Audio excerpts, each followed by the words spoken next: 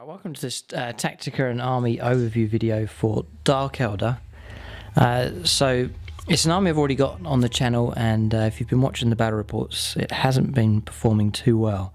So in this video, I've already done the new codex review.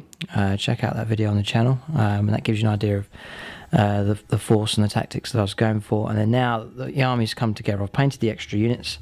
The army's been reshaped, remoulded, and adjusted for this new codex, and looking forward to using it in new games. So hopefully this new force with the new tactical plan will do better. So in this video we're going to run through the codex, the new units. We're going to see them here, and then we're going to look at the whole army, and then you'll get an idea of the whole Tactica for this Dark Eldar force. And really, for Dark Eldar, this is going to be the central video on the channel for this faction. And I love the army, love the figures, and I'm happy with the paint job as well and the colour scheme. So I'm hoping this force is going to do really well, but we'll have to see. But as I said, follow this video along, and you'll see the army come together, and then we'll have a look at the whole army as one whole, and then we'll see how well it does in future games. Right, so there's the original force. I tried different combinations, but in a lot of the games, this was the army that I fielded for the Dark Eldar. And what's going to make this video different, it's going to be a revamped army. That's an army that I've done a tactical video for before, and then now the army's changed. This is going to be a new, updated video for them. So we're going to start with the old force, talk about it a little bit, and then we'll get onto the new and revamped force and see how it's changed. And this may be familiar to some of you here if you're collecting an army. It's not doing too well. Sometimes you have to stand back, take a look at it, and ask the question, what's gone wrong, what units aren't doing very well, and then make your adjustments. Instead of changing the entire army, often you can just take out a few key units that aren't doing very well, and then just replace them, mix the army up again, and then turn it into a working force, and an army that's going to do well. Hopefully we'll be able to do this with the Dark Eldar here, because there are units in here that I think are very good. So that's the force there. As I said, nice size to it, but just a bit of a glass hammer army. It went in, tried to be an attacking force, but just got blown away and would fall to pieces. So one of the key issues for the Dark Eldar here was toughness. A lot of toughness free figures here, and quite a lot of figures with low armor saves. So that was one of the issues I thought I'd need to address. Another one was air power. Just one Razorwing was lacking at times. Sometimes it would come on and do very well, other times it was didn't do very much. Not all the force was mechanised was another thing. Some units stayed on foot, like the warriors here, and just lacking a bit of punching power as well. So what you do then, if you're in this situation, is you try to look at your force, and then based on experience from games is the best way to go about this. Just choose units that aren't performing particularly well. They're not matching the plan that you have, and they're just generally not doing too well. So that's what I tried to do, and then once you've done that, that will free up points that you can then spend on replacement units. So the first thing I mentioned is the webway portal. The rules have changed for it now, so that relegated this out of the force. So that was 35 points spared up straight away. Then the weakest unit I thought was the warriors. I know a lot of Dark Eldar players rate them. I do rate them, but warriors wasn't the direction I was going to go with the force. It was a foot unit, and I spent the last of my points on it. It wasn't very much. They just sort of stood there, let off some shots, and then just got blown away. Their armor's not good enough. They had to hug cover, so they were kind of just not doing too much in games. And then when they were meant to hold objectives, they were either running away or just getting blown away with that toughness 3 and 5+ armor save. So the warriors, I have decided to take out of the force. That's freed up about 90 points there as well.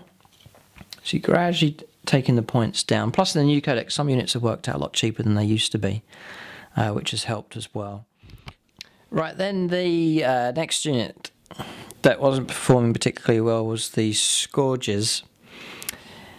Unit of 5. Again, it's one of those units that was deep striking in, causing a bit of damage, and then just getting blown away, just landing in the middle of the enemy deployment zone, and then usually just getting blown away. So That's another unit there that I decided to get rid of, and there's about 160 points there, so that freed up a lot more points as well. And then with the rest of the force, generally happy, although I have decided to go for a bit more of a reorganisation. So we're going to go through this force now, and we'll introduce these units, and then you'll see the new ones, and then we'll have a look at the whole force together.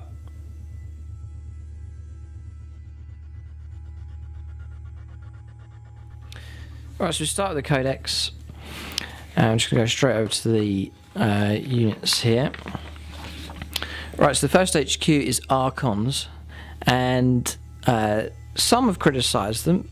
I think they're good, so in this force I'm going to keep both of them. I like the first in command, second in command. So it's the basic Archon, and then Agonizers for each at 25 points. So it is an expensive upgrade, but it means they can take on monstrous creatures with that poison weapon. And also haywire grenades I found was a handy upgrade, just 5 points each for them, so both are going to get haywire grenades. And then the shadow field to protect both of them, so it's a 2+ invulnerable save for both of those HQs. So they're working out 130 points each, not too expensive for an HQ, but there's some nasty upgrades in there. So the Archons are in, and the way I've structured the army is I can put these in with whatever units I want, depending on who I'm playing against, what the scenario is. So there's a bit of flexibility with those two. And then coming across, just a recent decision, that's to take a succubus. Very, very nice figure. I've still got witches in the force, so she would go nicely with the witches. So 75 points, it replaced one of these, so 75 points, got 130 points to play with here.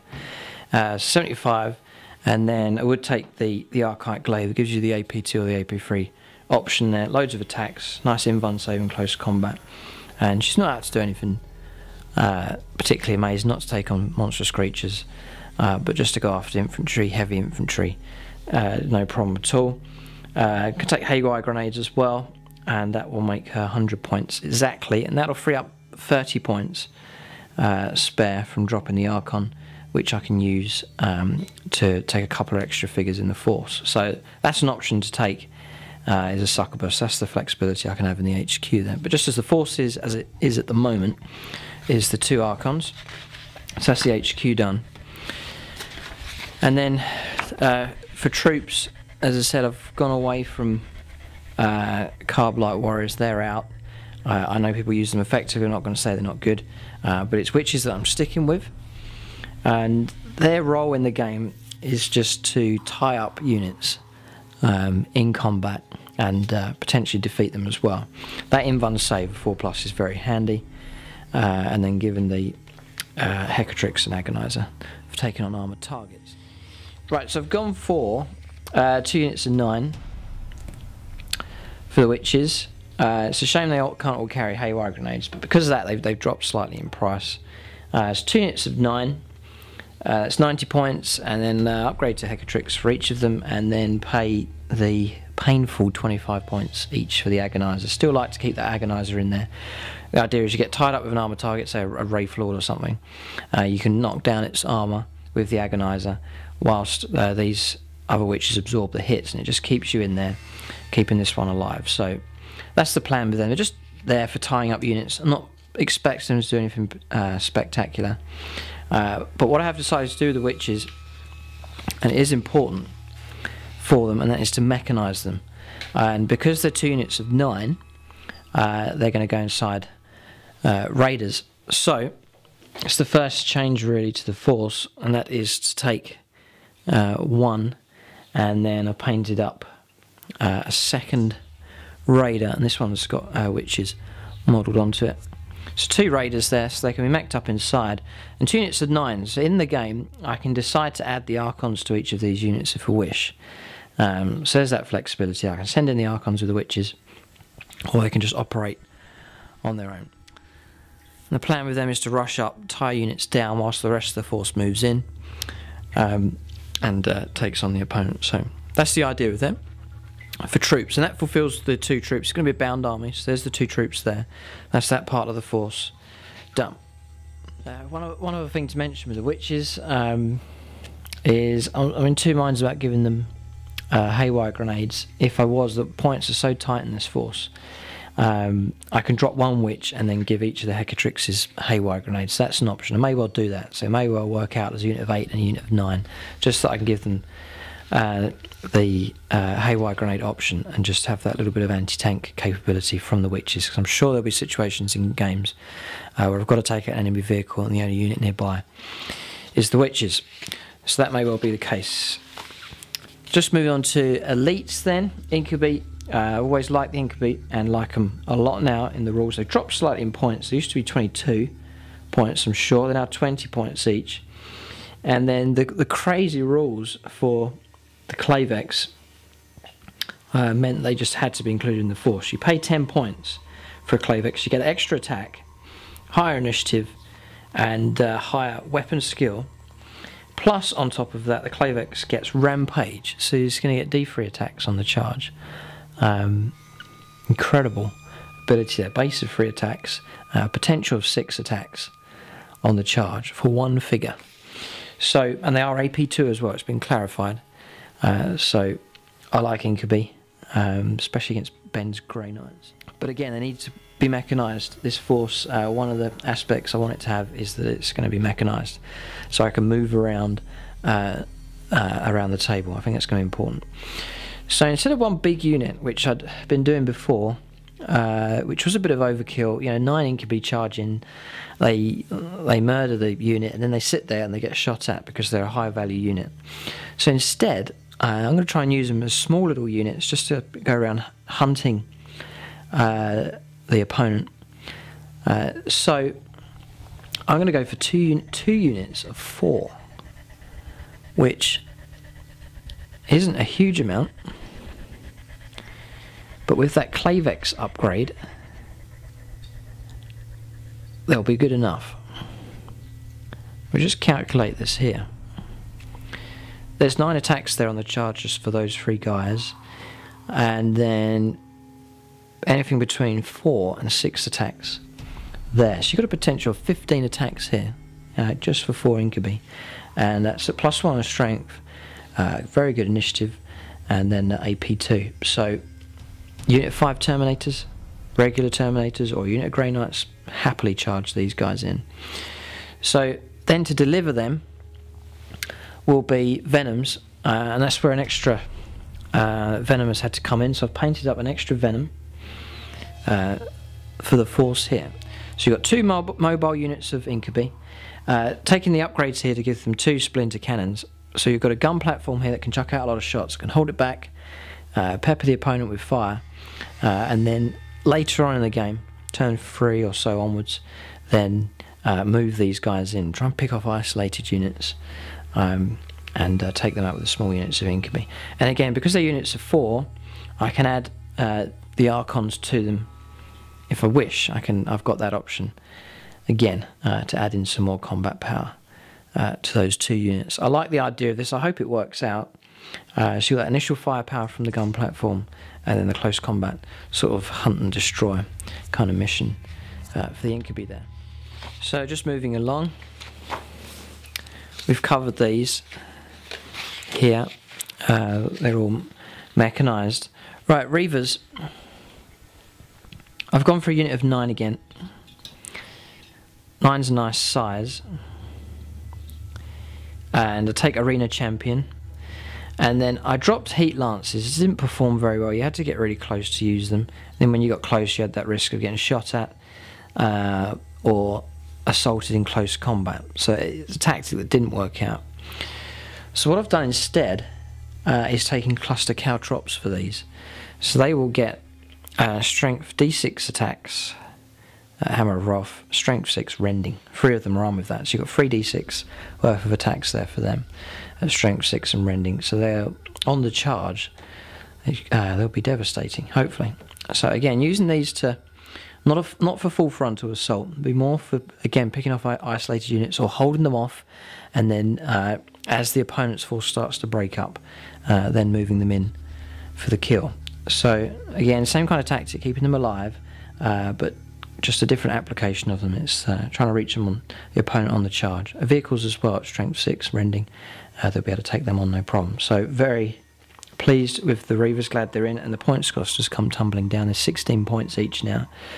So 144 points for 9. I've paid for the champion at 10 points, and then 45 points paid for 3 cluster caltrops. And that puts them in at 199 points. They're still below 200 points for that unit. So it's a fast unit, that, again, to take opportunities as the opponent's force starts to break up. Send these in, be excellent.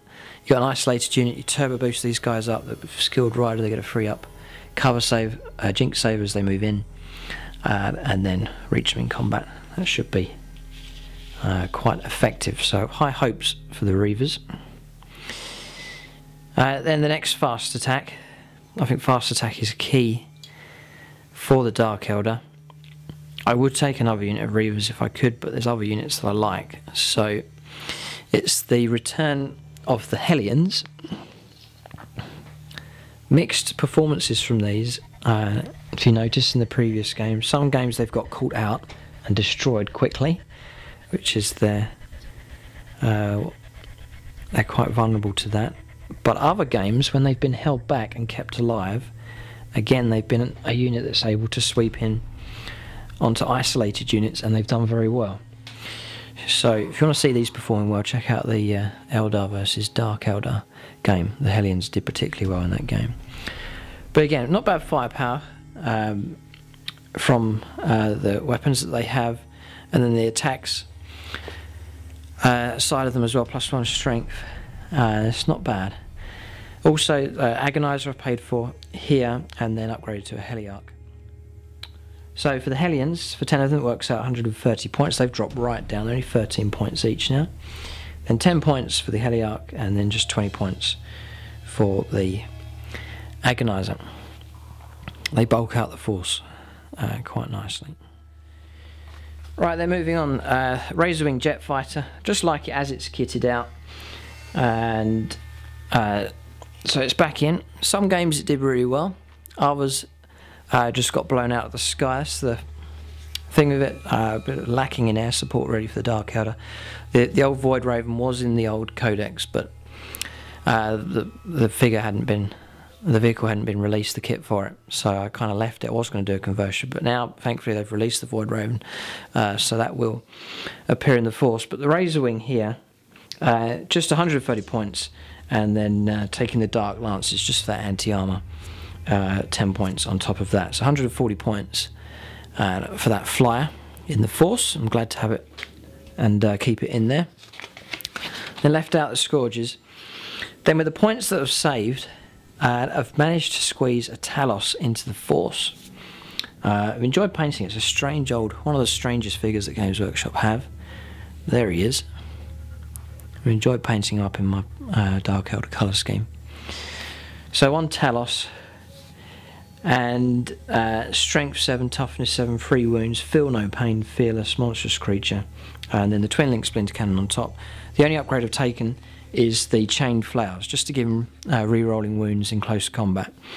This one is designed just to move up the table towards the end of the game, and then to take on units in close combat, get stuck in any type of unit, vehicles, other monstrous creatures, heavy infantry, light infantry, whatever, just to get stuck in and take them on, or to hold back and just to sit on an objective, and if someone wants to move into the objective they have to try and get rid of that Talos. So it's just also bulking up the general toughness of the force. You've now got a unit that's toughness 7 and free up save and feel no pain, so it adds a little bit of, hopefully, to help try and prevent that glass hammer effect in the Dark Eldar force. A little bit of fire support as well from the weaponry on top. So the Talos makes it in. I've kept the Ravager in the force as well. So, and I've gone for Dark Lances again. I want anti-armor. The early stage in the game with the Dark Eldar, I want to chuck out a nice lot of lance shots to try and soften up heavy vehicles and monstrous creatures. I think the philosophy, I mentioned it in the codex review, do want to try that philosophy of softening up the opponent first in the early turns of the game, and then moving in sort of turn 3 onwards is where I'm looking to engage the enemy force. Taking advantage of that power from pain bonuses that you get as well. And then the next one is the Void Raven Bomber. The paint is barely dry on this vehicle. I got it finished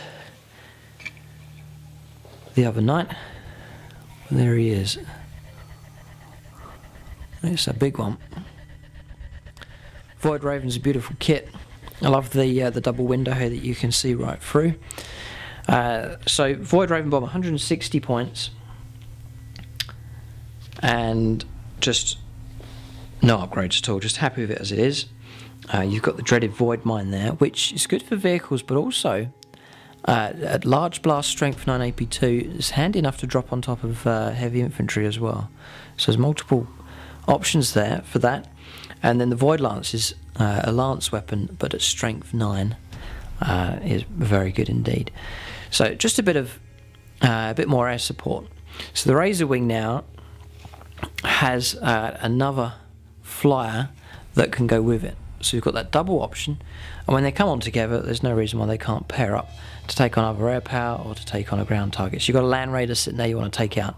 If both these turn up, then you should be able to cause a fair bit of damage in one round of shooting. So we do want a good presence in the air for this Dark Eldar force, especially as I'm looking to break up the opponent's some of his units before I move in with the ground forces. So air cover, I think, will help achieve that overall plan. So then, just importantly, the appendix section of the codex. This is going to affect the way this army is going to operate, and really the army's built. It has been built around this philosophy here that I've developed. Mentioned it in the codex review. First thing is combat drugs. There's a lot of units here that are dependent on combat drugs. The Reavers, the Reavers, the Hellions, the Witches, all combat drugs based units, and there's good ones there. Extra attack, or +1 strength, or +1 initiative, +1 toughness, +1 weapon skill, +1 leadership.